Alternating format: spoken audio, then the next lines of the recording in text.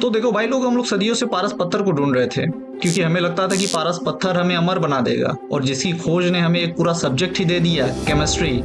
और अपने राक्षस भाई बहन थे तो बहुत बड़े वाले कमीने, पर बहुत मेहनती थे, हमेशा कड़ी मेहनत और तपस्या करते और भगवान से एक ही डिमांड करते कि कम से कम उनको अमर कर दो भाई। तो आज की इस वीडियो में हम आज यही जानने की कोशिश करेंगे कि इमॉर्टल होने की इस भारी डिमांड को कितने तरीकों से पूरी की जा सकती है, और विज्ञान कहाँ तक पहुंचा है, और कितना समय लगेगा।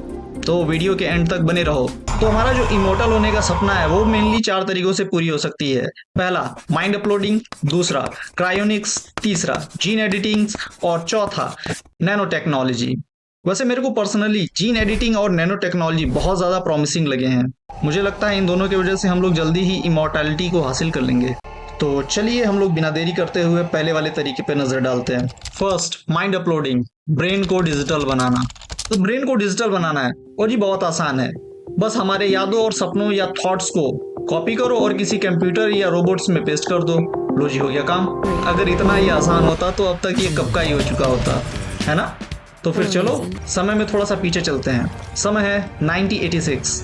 ये सी एलिगेंस नाम का छोटा सा समुद्री जीव, जिसके ब्रेन का फर्स्ट कंप्लीट ब्रेन वायर को हाथों से बनाया गया, और ये बस 302 न्यूरॉन्स का था।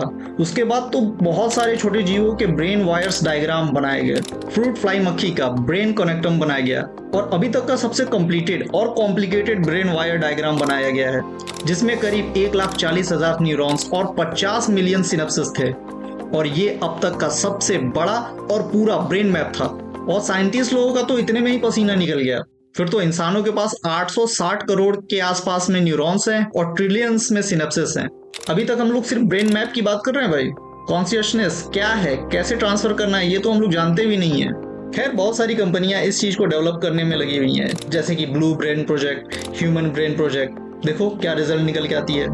पर देखो भाई, अभी कुछ दशकों तक ब्रेन को डिजिटल बनाना मेरे को बहुत दूर की बात लग रही है। क्रायोनिक्स, शरीर को फ्रीज कर दो। अब ये जो दूसरा तरीका है ये बहुत ही मजेदार है। इसमें करते क्या है, बॉडी को अल्ट्रा कोल्ड टेम्परेचर में फ्रीज कर दिया जाता है, ताकि बॉडी का बायोलॉजिकल प्रोसेस जो हो वो रुक जाए। फिर फ्यूचर का इंतजार करते हैं कि फ्यूचर में ऐसा कोई टेक्नोलॉजी या इनोवेशन आ जाए जिससे इंसान अमर हो जाए, और उस दौरान इस फ्रीज किए गए बॉडी को वापस जिंदा करते हैं और फिर इसे भी अमर बना देते हैं। है ना मजेदार। अब इसकी शुरुआत कब से हुई? समय था 1967, जब एक अमेरिकी साइकोलॉजी के प्रोफेसर ने अपने बॉडी को क्रायोजेनिक कराया। तो बहुत सारी संस्थाएं जैसे एल्कोर क्रायोनिक्स, द क्रायोनिक्स इंस्टीट्यूट ऐसी सेवाएं देना शुरू कर दिए। वैसे तुम भी ट्राई कर सकते हो। हाँ, रिव्यू देना मत भूलना अगर जिंदा बचे तो, क्योंकि अभी तक किसी भी इंसान को फ्रीज करके वापस जिंदा तो नहीं किया गया है। हाँ, पर एक जापानीज साइंटिस्ट ने टार्डिग्रेड को 30 साल तक फ्रीज किया, फिर उसे 2016 में वापस जिंदा कर दिया। मतलब अगर सही प्रोटोकॉल अगर फॉलो किया जाए तो पॉसिबल तो है। पर हमारा जो ब्रेन है बहुत ज्यादा नाजुक है, उसको बिना नुकसान पहुंचाए उसको फ्रीज कर पाना मुश्किल काम है। हाँ, पर कुछ लोग हैं जो अपने मौत के बाद अपने बॉडी को क्रायो प्रिजर्व कराने के लिए तैयार हैं। तो फिर आप लोग कमेंट करके बताओ कि आप लोग क्या अपने बॉडी को प्रिजर्व कराने के लिए तैयार हो?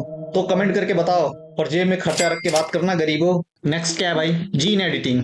अब ये जो तरीका है मुझे बहुत ज्यादा प्रॉमिसिंग लग रहा है अपने इमॉर्टैलिटी के लिए। इसमें क्या होता है, क्रिस्प एक टेक्निक है, या तो कहें एक टूल है, जिससे हम लोग अपने डीएनए को एडिट कर सकते हैं। जैसे हम अपने फोटो में मौजूद पिंपल्स को रिमूव कर देते हैं, वैसे ही, ठीक वैसे ही क्रिस्प डीएनए में मौजूद खराब हिस्सों को रिमूव कर देता है।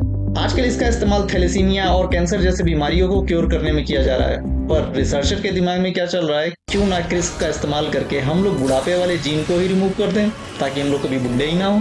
तो चलो पहले हम लोग जान तो ले बुढ़ापा आता कैसे है। हर बार जब भी हमारे बॉडी का सेल्स डिवाइड होकर एक नया सेल बनाता है, तो हमारे डीएनए के एंड पर एक टेलोमर्स होता है, वो छोटा होता जाता है।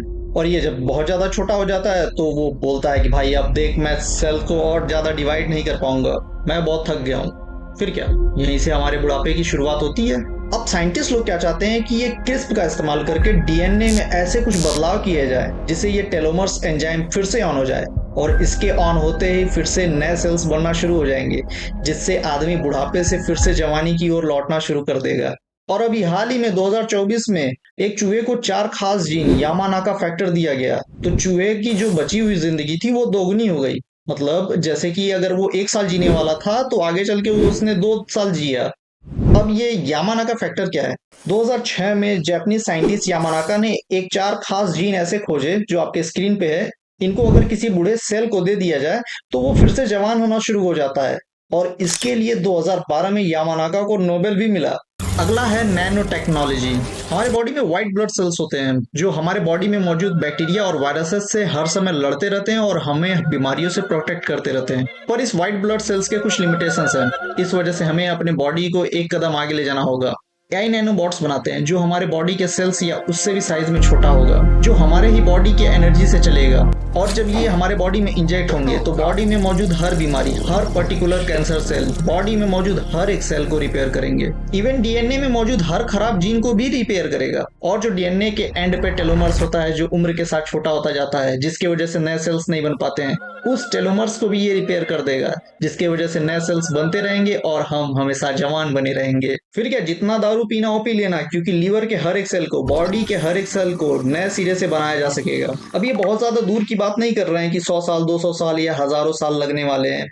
ये अब कुछ सालों में पॉसिबल हो सकता है। इवन रॉय कुर्जवेल ने ये तक कहा है कि पहला 1000 साल तक जीने वाला इंसान इस जनरेशन में पैदा हो चुका है। तो फिर लंबे समय तक जीने के लिए तैयार हो जाओ, बस किसी एक्सीडेंट में मरमुरा मत जाना। मेरा एक सब्सक्राइबर कम हो जाएगा, वैसे भी कम ही है। तो फिर आज के लिए बस इतना ही। मिलते हैं नेक्स्ट वीडियो में किसी और टॉपिक के साथ। तब तक के लिए अपने आप को जिंदा रखना, और अगर वीडियो पसंद आई है तो लाइक करना, शेयर करना और मैसेंजरी को सब्सक्राइब करके जाना। तब तक के लिए बाय बाय।